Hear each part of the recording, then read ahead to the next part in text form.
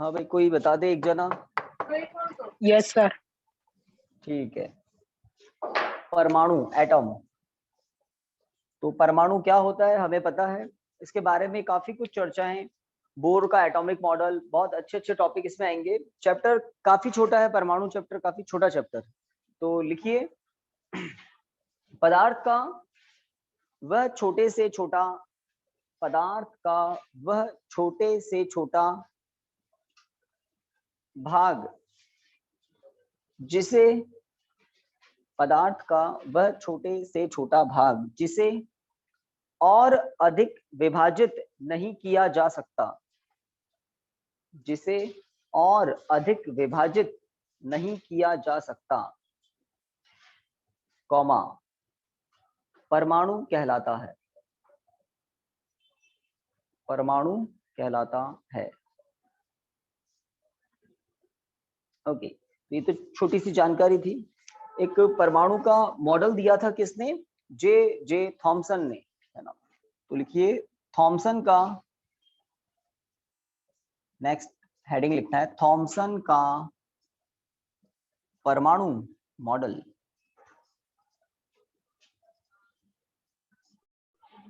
Thompson का परमाणु model, Thompson पे कुछ ऐसे लगा देना, थॉमसन का परमाणु मॉडल। तो पूरा नाम है शायद इनका जे थॉमसन, थॉमसन से ही जानते हैं इनको। तो थॉमसन ने परमाणु मॉडल दिया था और सबसे पहले दिया था, और एक बात सही बताई थी, बाकी सब कुछ गलत बताया। क्या बात सही बताई थी? थॉमसन ने कहा था कि परमाणु का एक गोला होता है, बस। उसके बाद अंदर की बातें सब गलत बताई। तो सबसे पहले थॉमसन ने बताया था परमाणु के बारे में कि परमाणु भी कुछ होते हैं जिसे और अधिक तोड़ा नहीं जा सकता। उसके आकार के बारे में बात सही थी, बाकी अंदर इलेक्ट्रॉन प्रोटॉन कैसे रहते हैं वो सब गलत था। इसे प्लम पुडिंग मॉडल भी कहते हैं थॉमसन का। लिखिए, थॉमसन के अनुसार, थॉमसन के अनुसार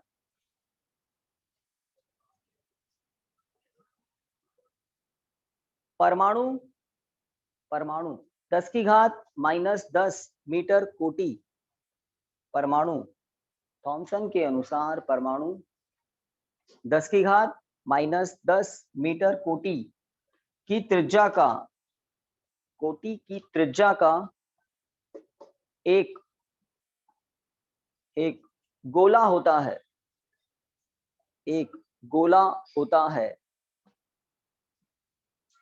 जिसके संपूर्ण आयतन में, जिसके संपूर्ण आयतन में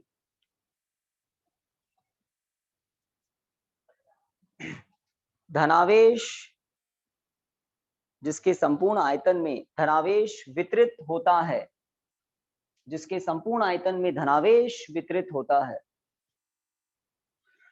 तथा ऋणावेशित कण इलेक्ट्रॉन, जिसके संपूर्ण आयतन में धनावेश वितरित होता है तथा ऋणावेशित कण इलेक्ट्रॉन, तथा ऋणावेशित कण इलेक्ट्रॉन ठीक उसी प्रकार स्थित होते हैं, तथा ऋणावेशित कण इलेक्ट्रॉन ठीक उसी प्रकार स्थित होते हैं जिस प्रकार, जिस प्रकार तरबूज में, कुछ याद आ गया होगा आपको, जिस प्रकार तरबूज में बीज स्थित होते हैं, खड़ी पाई, जिस प्रकार तरबूज में बीज स्थित होते हैं, खड़ी पाई। इसे प्लम पुडिंग मॉडल भी कहते हैं।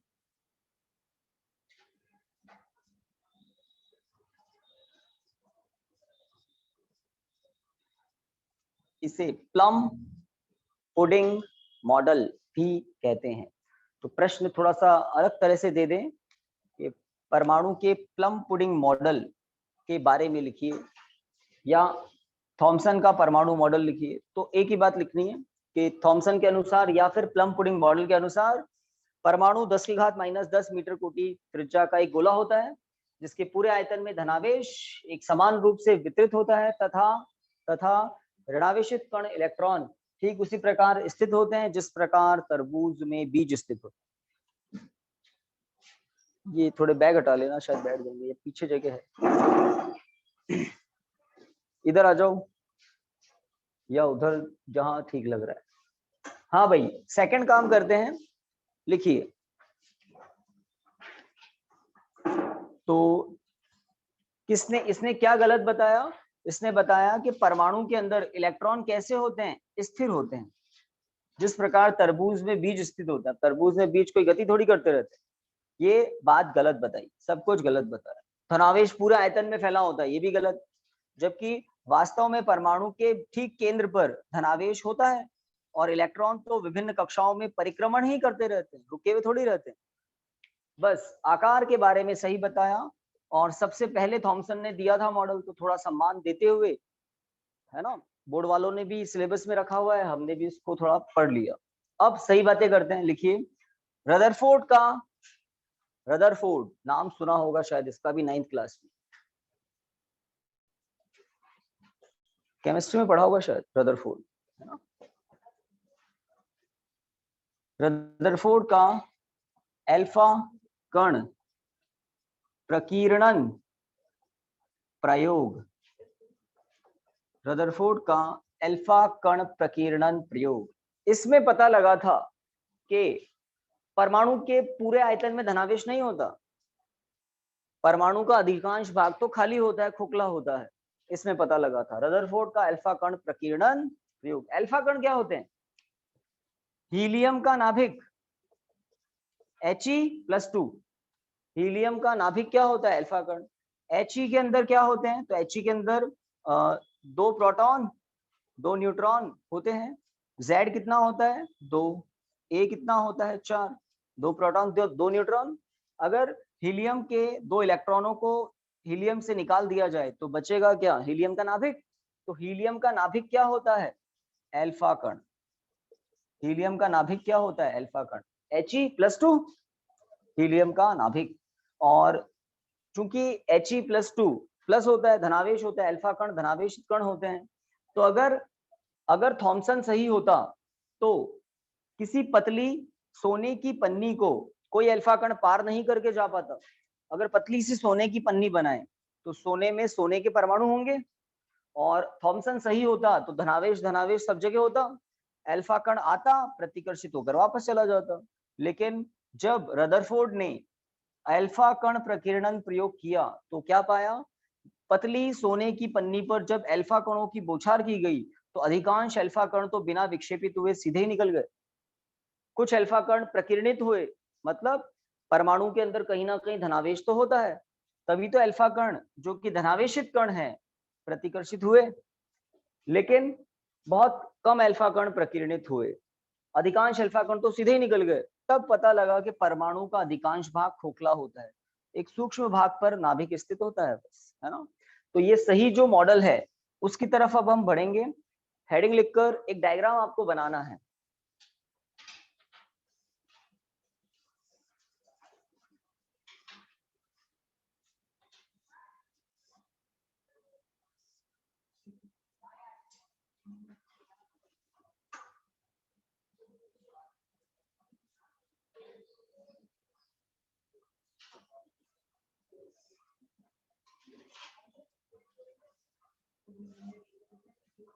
ये जो ब्लैक ब्लैक डॉट दिख रहा है ना, ये Bi है। Bi मतलब बिस्मिथ।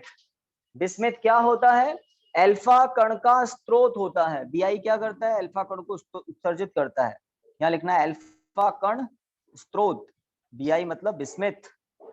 और ये जो आपको ब्लॉक सा दिख रहा है एक, ये ब्लॉक किसका है? इसको कहते हैं लेड। लेड मतलब, लेड क्या होता है भाई? शीशा, है ना, शीशे का प्रकोष्ठ। तो ये शीशे का प्रकोष्ठ है, इसके अंदर एक खोखला भाग है, उस खोखले भाग में किसको रखा हुआ है? Bi को। तो शीशे का प्रकोष्ठ,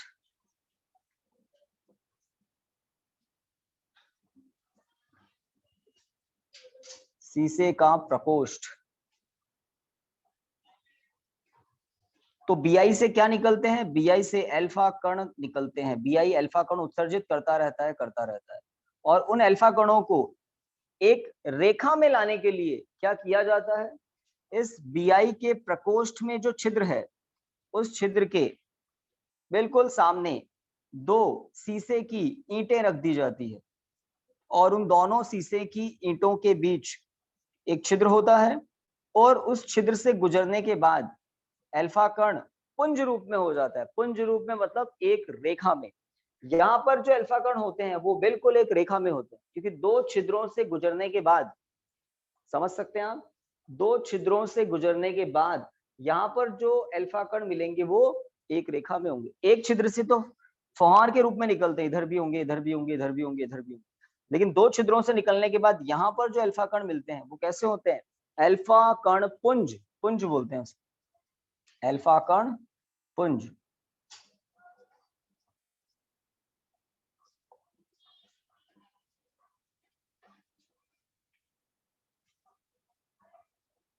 ये होता है एक ZnS zinc sulphide, zinc sulphate होता है या सल्फाइड होता है। ZnS क्या होता है? कुछ समझ में नहीं आया, क्या बोल रहे हो? ZnS, ZnS zinc sulphate, zinc sulphide, ZnS zinc sulphide. तो ये जिंक सल्फाइड जो होता है ना, ZnS लेपित पर्दा है, ये ZnS लेपित पर्दा, ZnS लेपित पर्दा। ये ZnS जो है zinc sulphide, zinc sulphide, zinc sulphide पर जब अल्फा कण टकराता है तो प्रकाश उत्पन्न होता है, बिंदु प्रकाश। जहां पर भी टकराएगा अल्फा कण वहां पर छोटा सा दीप्ति उत्पन्न होती है। दीप्ति मतलब प्रकाश, है ना, फ्लैश ऑफ लाइट। जहां पर प्रकाश उत्पन्न होगा समझ जाते हैं कि यही अल्फा कण टकराया है। अधिकांश अल्फा कण तो सामने ही पहुंच जाते बिना किसी विक्षेप के। तो यहाँ पर आपको स्वर्ण पत्र तो दिखाना था, वो तो दिखाया ही नहीं, तो यहाँ पर हम दिखाते हैं स्वर्ण पत्र। सोने की पतली पन्नी 10 की घात 2 गुणा 10 की घात -7 मीटर कोटि का स्वर्ण पत्र, सोने की पतली पन्नी जिसकी मोटाई कितनी है 2 गुणा 10 की घात -7, इतनी महीन पन्नी होती है जिसमें सोने के परमाणु होंगे। अब परमाणु के आकार के विश्लेषण के लिए रदरफोर्ड ने इस प्रयोग को किया और कई बार किया। पर्दे के यहाँ पर एक चल सूक्ष्मदर्शी लगा देते हैं, चल सूक्ष्मदर्शी जो पर्दे के सहारे सहारे घूम सकता है और ये घूम घूम कर क्या पता लगाता है कि कहाँ पर ज्यादा प्रकाश उत्पन्न हो रहा है, अल्फा कण कहाँ ज्यादा टकरा रहे हैं। तो उसको बोलते हैं चल सूक्ष्मदर्शी, डिटेक्टर कहते हैं, संसूचक, संसूचक। तो ये चित्र हो गया पूरा। लेड, शीशे की ईंटें और लिख देता हूं इधर।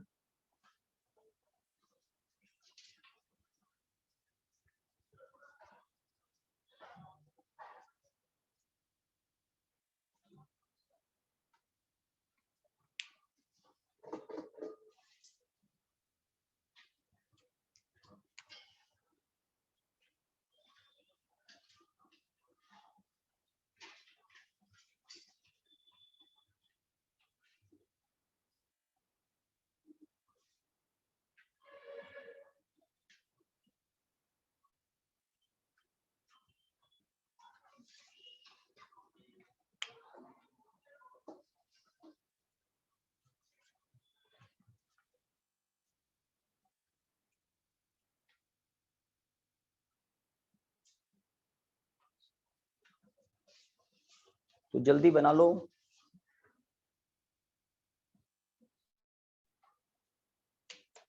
लिखें। यहाँ पर काफी कुछ तो देख के ही पता लग रहा है कि अल्फा कण आते कहां से हैं। ये जो BI रखा हुआ बिस्मिथ, ये अल्फा कण को उत्सर्जित करता है और ये शीशे का प्रकोष्ठ है, छिद्र है जिसमें इस छिद्र से अल्फा कण खूब निकलते हैं। सामने वाली दो ईंटों के बीच में जो छिद्र है उससे गुजरने के बाद अल्फा कण पुंज रूप में आ जाता है, एक रेखा के अनुदिश आ जाता है। और स्वर्ण पत्र से यहाँ पर अल्फा कण कुछ प्रकीर्णित होते हैं और अधिकांश नहीं होते हैं। कुछ प्रकीर्णित होते हैं और अधिकांश प्रकीर्णित नहीं होते हैं।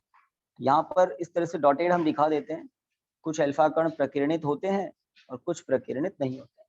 दिखा दीजिए, है ना, इधर उधर थोड़ा बहुत। ये अल्फा कण जो है, प्रकीर्णित अल्फा कणों को मैंने दिखाया है ना, 1 2, और कुछ 90 डिग्री से ज्यादा कोण से भी प्रकीर्णित होते हैं। तो मुख्य क्या होंगे निष्कर्ष कि रदरफोर्ड को इस प्रयोग से निष्कर्ष क्या मिला, परमाणु के बारे में पता क्या लगा उसको, और रदरफोर्ड ने अपना परमाणु मॉडल दिया क्या। तो डायग्राम बन गया, तो लिखिए, फिर लिखिए ना, लिखिए। रदरफोर्ड ने अल्फा कण प्रकीर्णन प्रयोग में रदरफोर्ड ने अल्फा कण प्रकीर्णन प्रयोग में छिद्र युक्त शीशे के प्रकोष्ठ में, छिद्र युक्त शीशे के प्रकोष्ठ में, छिद्र युक्त शीशे के प्रकोष्ठ में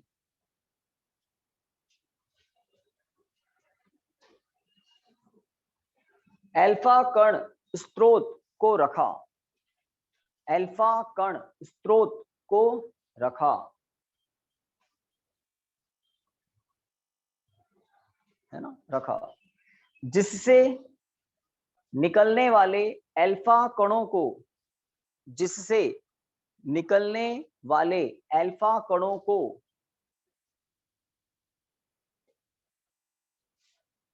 जिससे निकलने वाले अल्फा कणों को शीशे की ईंटों के मध्य स्थित छिद्र से, शीशे की ईंटों के मध्य स्थित छिद्र से गुजारा जाता है।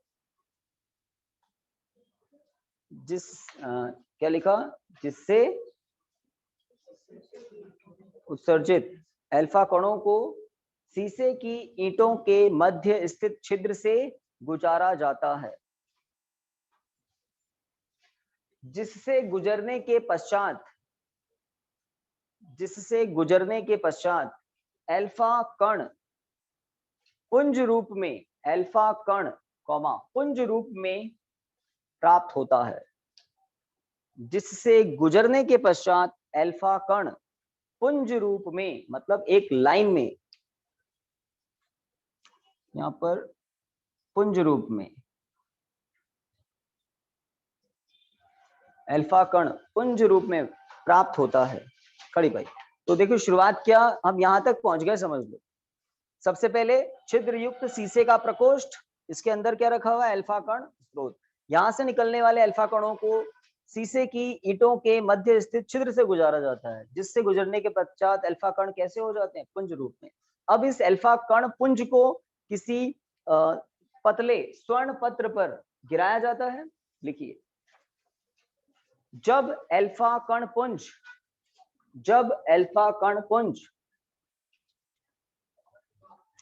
10 की घात 2 गुणा 10 की घात -7 मीटर, 2 गुणा 10 की घात -7 मीटर मोटाई के स्वर्ण पत्र पर, 2 गुणा 10 की घात -7 मीटर मोटाई के स्वर्ण पत्र पर गिराए जाते हैं तो अधिकांश अल्फा कण गिराए जाते हैं तो अधिकांश अल्फा कण बिना विक्षेपित हुए, अधिकांश अल्फा कण बिना विक्षेपित हुए सीधे निकल जाते हैं, अधिकांश अल्फा कण बिना विक्षेपित हुए सीधे निकल जाते हैं। ठीक है,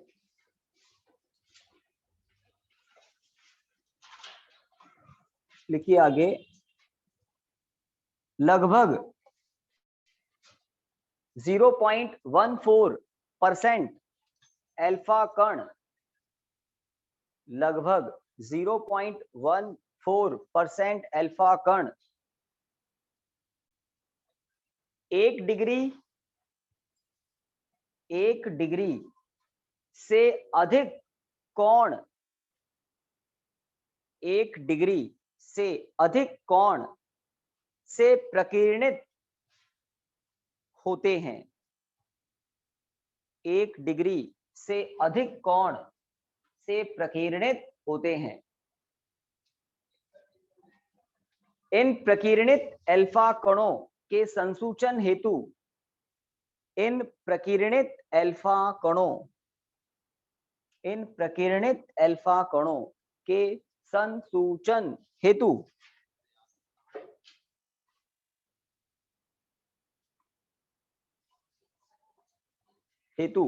ZNS लेपित पर्दा लगाया जाता है। ZNS लेपित पर्दा लगाया जाता है।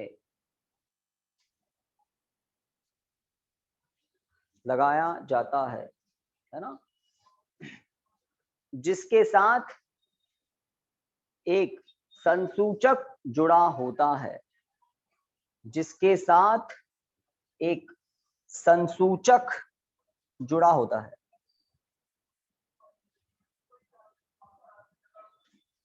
जिसके साथ एक संसूचक जुड़ा होता है। तो पर्दे के साथ एक संसूचक होता है। पर्दे के साथ इधर उधर गति करता रहता है संसूचक, और हमें क्या बताता है? संसूचक से हमें पता लगता है कि ये तो है 0 डिग्री वाला बिंदु, कि इससे कितनी दूरी पर ऊपर और कितनी दूरी पर नीचे, कितने कोण पर कितने अल्फा कण प्रकीर्णित हो रहे हैं। तो क्या पाया कि 100% जो अल्फा कण आ रहे हैं उसमें से केवल और केवल 0.14% अल्फा कण 1 डिग्री से ज्यादा कोण से प्रकीर्णित हुए। अब 1 डिग्री कितना छोटा कोण होता है, तो कितना परसेंट 1 डिग्री के अंदर अंदर है? 99.86% अल्फा कण 1 डिग्री के अंदर अंदर ही है। मतलब अधिकांश अल्फा कण तो यहीं आ जाते हैं, और कुछ अल्फा कण, बहुत कम अल्फा कण प्रकीर्ण होते हैं। और कहते हैं लगभग 8000 में से कोई एक अल्फा कण 90 डिग्री से अधिक कोण पर प्रकीर्णित हुआ पाया गया। देखिए लाइन चेंज करके आगे, प्रयोग में, इसी में लाइन चेंज, प्रयोग में लगभग 8000 अल्फा कणों में से कोई एक अल्फा कण, प्रयोग में लगभग 8000 अल्फा कणों में से कोई एक अल्फा कण 90 डिग्री से अधिक कोण, 90 डिग्री से अधिक कोण, 90 डिग्री से अधिक कोण से प्रकीर्णित हुआ पाया गया। से प्रकीर्णित हुआ पाया गया। Full stop. Full stop. अब प्रयोग से प्राप्त निष्कर्ष लिखते हैं हम, है ना। तो प्रयोग का जो व्यवस्था है, प्रायोगिक व्यवस्था, उसके बारे में बताकर, प्रयोग के बारे में बताकर अब हम निष्कर्ष पर आते हैं। लिखिए, देखिए प्रयोग से प्राप्त निष्कर्ष।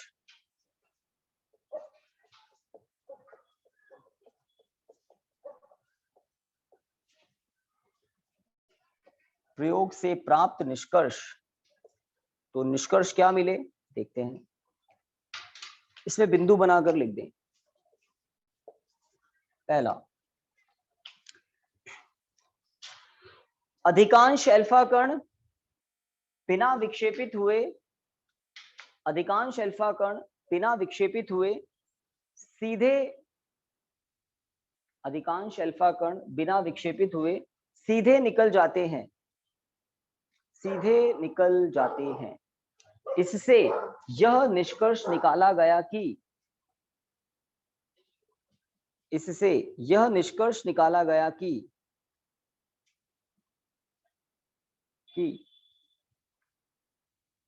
परमाणु का अधिकांश भाग खोखला होता है। इससे यह निष्कर्ष निकाला गया कि परमाणु का अधिकांश भाग खोखला होता है। अधिकांश भाग खोखला होता है। दूसरा बिंदु लिखिए, कुछ अल्फा कण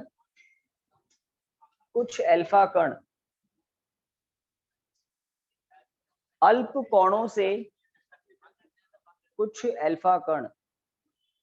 कोणों से प्रकीर्णित हुए पाए गए। कुछ अल्फा कण अल्प कोणों से प्रकीर्णित हुए पाए गए। इससे यह निष्कर्ष निकाला गया कि परमाणु का संपूर्ण धनावेश परमाणु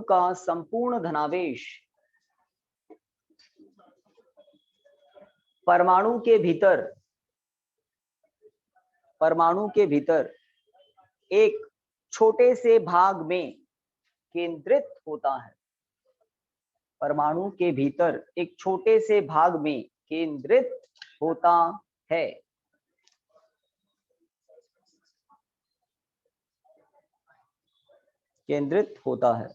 तीसरा बिंदु, भाई अगर अल्फा कण प्रकीर्णित हो रहे हैं तो अल्फा कण कैसे कण होते हैं? धनावेशित कण होते हैं। धनावेश तो धनावेश से प्रतिकर्षित होगा, इसका मतलब परमाणु के अंदर धनावेश होता है। कुछ अल्फा कण प्रकीर्णित हुए, अल्प कोणों से प्रकीर्णित हुए, इसका मतलब परमाणु में धनावेश तो होता है। बहुत थोड़े अल्फा कण प्रकीर्णित हुए, इसका मतलब परमाणु का अधिकांश भाग तो खोखला होता है। लेकिन जब कोई अल्फा कण परमाणु के नाभिक के निकट से निकलता है तो वो विक्षेपित हो जाता है, दूर से निकलता है तो सीधा निकल जाता है। ये अल्फा कण अगर दूर से निकल रहा है नाभिक से तो सीधा निकल गया, लेकिन पास से निकल रहा है तो प्रकीर्णित हो जाता है, और पास से निकलता है तो ज्यादा प्रकीर्णित होता है। समझ रहे हैं? इस तरह से तो इसका मतलब परमाणु के अंदर धनावेश होता तो है, लेकिन वो बहुत छोटे से भाग में केंद्रित होता है, जिसे आगे जाकर परमाणु का नाभिक कहा गया। तीसरे नंबर पर लिखिए, लगभग 8000 अल्फा कणों में से कोई एक अल्फा कण, लगभग 8000 अल्फा कणों में से कोई एक अल्फा कण 90 डिग्री से अधिक कोण से 90 डिग्री से अधिक कोण से 90 डिग्री से अधिक कोण से प्रकीर्णित हुआ पाया गया।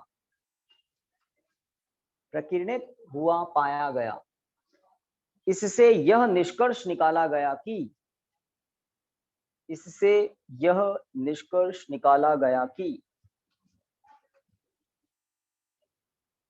परमाणु का संपूर्ण धनावेश व लगभग संपूर्ण द्रव्यमान, परमाणु का संपूर्ण धनावेश व लगभग संपूर्ण द्रव्यमान परमाणु के भीतर, परमाणु का संपूर्ण धनावेश व लगभग संपूर्ण द्रव्यमान परमाणु के भीतर एक सूक्ष्म भाग में केंद्रित होता है। एक सूक्ष्म भाग में केंद्रित होता है, जिसे परमाणु का नाभिक कहा गया, जिसे परमाणु का नाभिक कहते हैं। खड़ी भाई, जिसे परमाणु का नाभिक कहते हैं, है ना।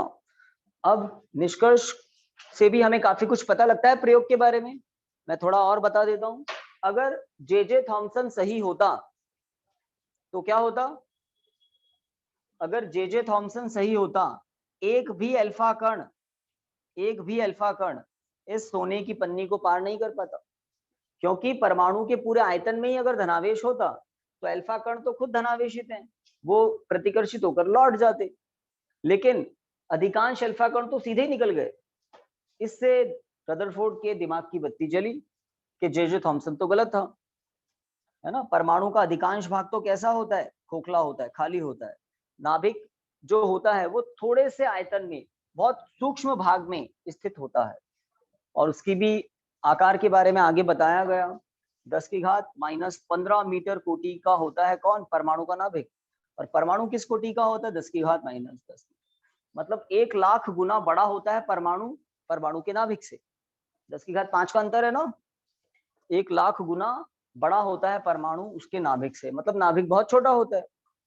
ओके, लिखिए रदरफोर्ड का परमाणु मॉडल। रदरफोर्ड का परमाणु मॉडल।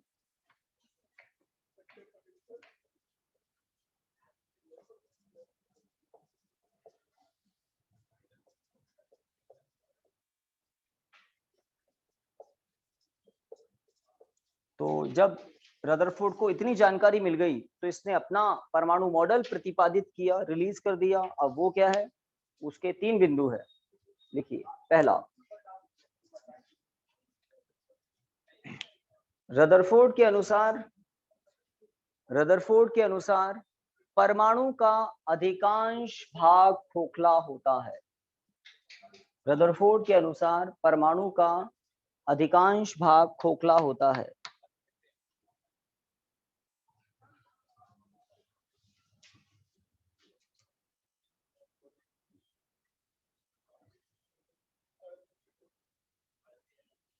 ओके, आगे लिखिए दूसरा बिंदु।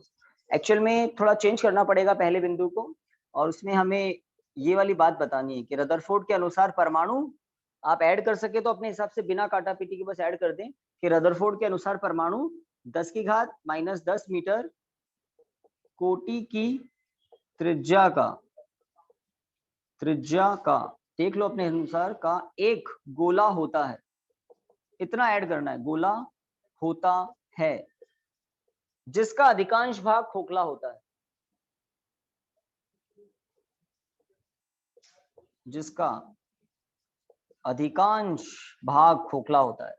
तो पहला बिंदु ये होगा, रदरफोर्ड के अनुसार परमाणु 10 की घात -10 मीटर कोटि की त्रिज्या का एक गोला होता है जिसका अधिकांश भाग खोखला होता है। तो पहला बिंदु मैंने इसको और थोड़ा मॉडिफाई करके लिखवा दिया। अब दूसरा बिंदु याद हो जाएगा कि रदरफोर्ड के अनुसार परमाणु क्या होता है? 10 की घात -10 मीटर कोटि की त्रिज्या का एक गोला होता है जिसका अधिकांश भाग खोखला होता है। जबकि जे थॉमसन ने क्या बताया था? 10 की घात -10 मीटर कोटि की त्रिज्या का गोला होता है जिसके संपूर्ण आयतन में धनावेश फैला हुआ होता है। उल्टा बताया ना, रदरफोर्ड ने उसको थोड़ा करेक्ट कर दिया, अधिकांश भाग कैसा होता है? खोखला होता है। दूसरा बिंदु लिखिए, परमाणु का संपूर्ण धनावेश व लगभग संपूर्ण द्रव्यमान, परमाणु का संपूर्ण धनावेश व लगभग संपूर्ण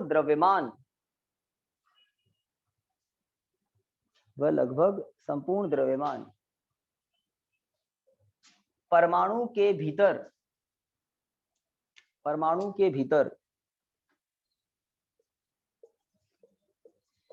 10 की घात -15 मीटर त्रिज्या के 10 की घात -15 मीटर त्रिज्या के सूक्ष्म गोलाकार भाग में स्थित होता है। सूक्ष्म गोलाकार भाग में स्थित होता है जिसे परमाणु का नाभिक कहते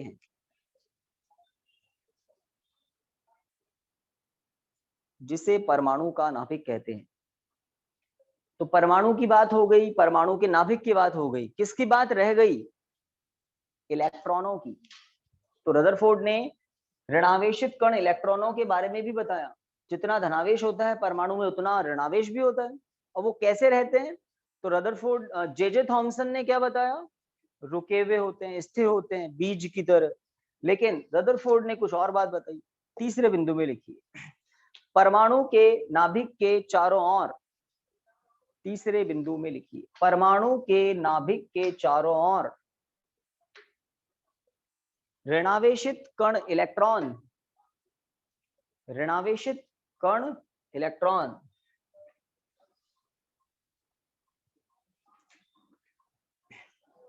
सभी संभव त्रिज्याओं के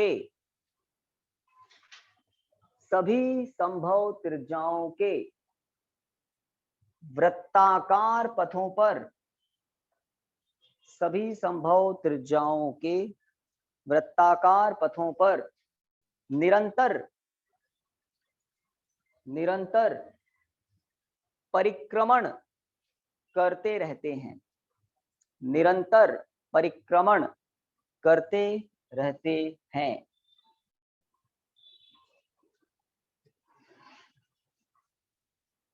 खड़ी पाई, निरंतर परिक्रमण करते रहते हैं।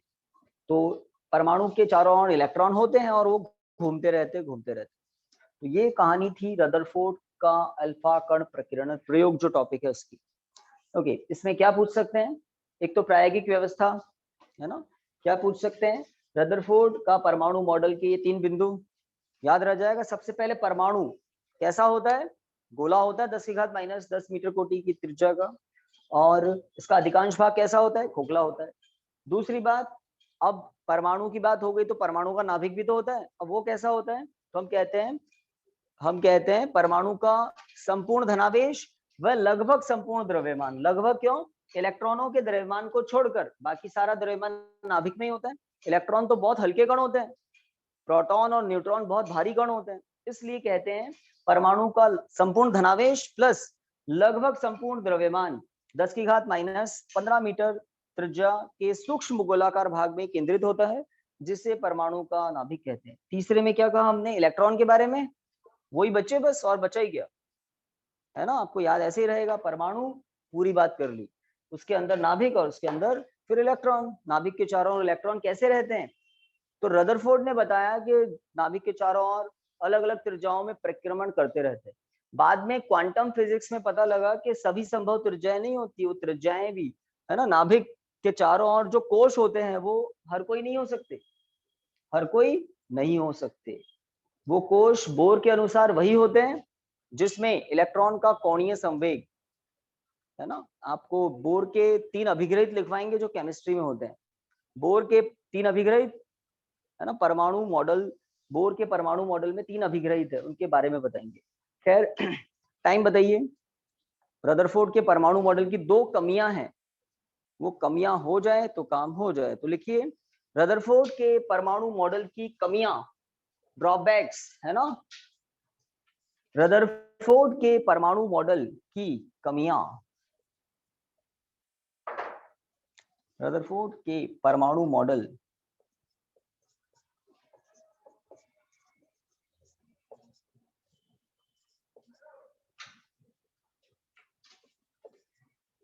कैसे लिखते हो आप? कमियां, रदरफोर्ड के परमाणु मॉडल की कमियां। ओके, इसमें फर्स्ट लिखिए,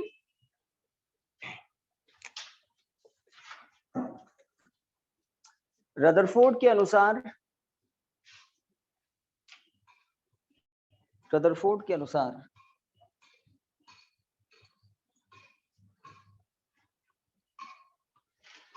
नाभिक के चारों ओर इलेक्ट्रॉन वृत्ताकार पथों पर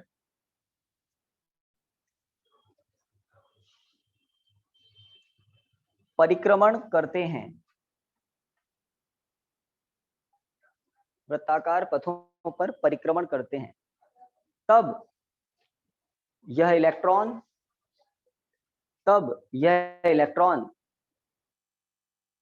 त्वरित होते हैं, तब ये इलेक्ट्रॉन त्वरित होते हैं। त्वरित कैसे होते हैं भाई? एक अभिकेंद्रीय त्वरण होता होगा तभी तो वृत्ताकार गति होगी, समझ रहे हो ना। बिना अभिकेंद्रीय त्वरण के वृत्ताकार गति हो सकती है क्या? नहीं, हमेशा एक अभिकेंद्रीय त्वरण होता है। v²/r, m से गुणा कर देते हैं तो अभिकेंद्रीय बल हो जाता है। तो v²/r क्या होता है? एक अभिकेंद्रीय त्वरण। m से गुणा करते ही क्या हो जाता है? अभिकेंद्रीय बल। तो हमेशा इलेक्ट्रॉनों पर क्या लगता है? एक अभिकेंद्रीय बल, एक अभिकेंद्रीय त्वरण। और त्वरित आवेश विद्युत चुंबकीय तरंग उत्पन्न करता है। त्वरित आवेश क्या उत्पन्न करना चाहिए? रदरफोर्ड के अनुसार विद्युत चुंबकीय तरंग उत्पन्न करना चाहिए। तब तो इलेक्ट्रॉन की ऊर्जा कम होती जानी चाहिए, क्योंकि जब विद्युत चुंबकीय तरंग निकलेगी तो ऊर्जा निकलेगी इलेक्ट्रॉन की, और इलेक्ट्रॉन की ऊर्जा खुद की कम होती जानी चाहिए। और इलेक्ट्रॉन धीरे धीरे नाभिक के निकट आता जाना चाहिए, ऊर्जा कम होती जाएगी, कम होती जाएगी, कम होती जाएगी, और अंत में इलेक्ट्रॉन कहाँ गिर जाना चाहिए? नाभिक में। और परमाणु स्थायी कण नहीं होने चाहिए, परमाणु तो अस्थायी होने चाहिए, जबकि इसके विपरीत सभी जानते हैं कि परमाणु स्थायी कण है। आपको चारों तरफ रोज उठते हो सब कुछ दिखाई देता है, इसका मतलब परमाणु हमेशा सुरक्षित है, स्थायी कण है। तो रदरफोर्ड को ये जो कमी थी इसके बारे में रदरफोर्ड कुछ नहीं बता सका, क्योंकि पहले सन 1900 से पहले जब क्वांटम फिजिक्स के बारे में कोई कुछ नहीं जानता था, तब ये लोग सब मानते थे कि त्वरित आवेश, कोई अगर आवेशित कण त्वरित है तो वो क्या उत्पन्न करता है? विद्युत चुंबकीय तरंग, विद्युत चुंबकीय तरंग उत्पन्न करता है त्वरित आवेश, बस यही माना जाता था। जबकि क्वांटम फिजिक्स जब आई तब पता लगा कि परमाणु के नाभिक के चारों ओर एक निश्चित कक्षा में जो इलेक्ट्रॉन परिक्रमण कर रहा है वो कभी विद्युत चुंबकीय तरंग उत्पन्न नहीं करता। कब उत्पन्न करता है? जब उच्च कोश से निम्न कोश में आता है, बस तभी उत्पन्न करता है, फोटोन के रूप में ऊर्जा मुक्त करता है। तो लिखिए कहां तक त्वरित होते हैं, क्या लिखा तब? यह इलेक्ट्रॉन त्वरित होते हैं, और यह त्वरित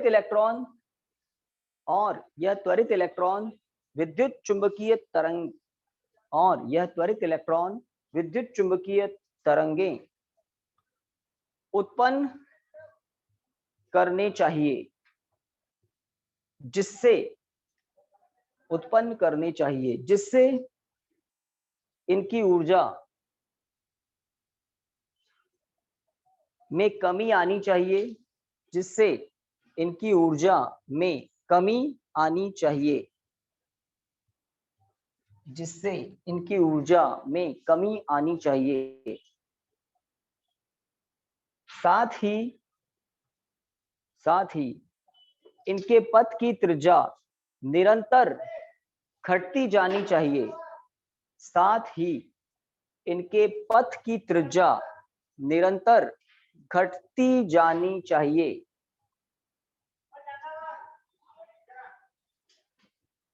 और अंत में इलेक्ट्रॉन नाभिक में गिर जाना चाहिए, और अंत में इलेक्ट्रॉन नाभिक में गिर जाना चाहिए, और अंत में इलेक्ट्रॉन नाभिक में गिर जाना चाहिए। इस प्रकार परमाणु अस्थायी कण होना चाहिए, और इस प्रकार परमाणु अस्थायी कण होना चाहिए। किंतु इसके विपरीत हम जानते हैं, अस्थायी कण होना चाहिए, किंतु इसके विपरीत हम जानते हैं परमाणु स्थायी कण होते हैं। परमाणु स्थायी कण होते हैं, जिसकी व्याख्या रदरफोर्ड नहीं कर सका, जिसकी व्याख्या रदरफोर्ड नहीं कर सका। खड़ी भाई, जिसकी व्याख्या रदरफोर्ड नहीं कर सका। ठीक है, तो थोड़ा सा इसको क्रम से समझ लेना। मुख्य बात क्या है? रदरफोर्ड ने बताया था कि इलेक्ट्रॉन नाभिक के चारों ओर घूमते हैं। अब घूमता हुआ इलेक्ट्रॉन तो त्वरित होता है, अभिकेंद्रिय त्वरण होता ही है। त्वरित इलेक्ट्रॉन या त्वरित आवेश विद्युत चुंबकीय तरंग उत्सर्जित करना चाहिए, ऊर्जा निकालता रहना चाहिए, और ऐसा हुआ तो इलेक्ट्रॉन के पथ की त्रिज्या कम होती जानी चाहिए, कम होती जानी चाहिए, कम होती जानी चाहिए, और अंत में वो नाभिक में ही गिर जाना चाहिए और इलेक्ट्रॉन नष्ट हो जाना चाहिए, अस्थायी होना चाहिए। जबकि ऐसा होता ही नहीं है, इलेक्ट्रॉन स्थायी कण है और परमाणु स्थायी कण है। तो परमाणु के स्थायित्व के बारे में रदरफोर्ड उस समय कुछ नहीं बता सका था। तो ये क्या है? रदरफोर्ड के परमाणु मॉडल की एक कमी। एक और लिखेंगे, कल लिखेंगे, है ना? तो इसके आगे पढ़ेंगे कल। तो इस चैप्टर को थोड़ा ध्यान से देख लेना, पूरे में से पूरे नंबर आने चाहिए इस चैप्टर से।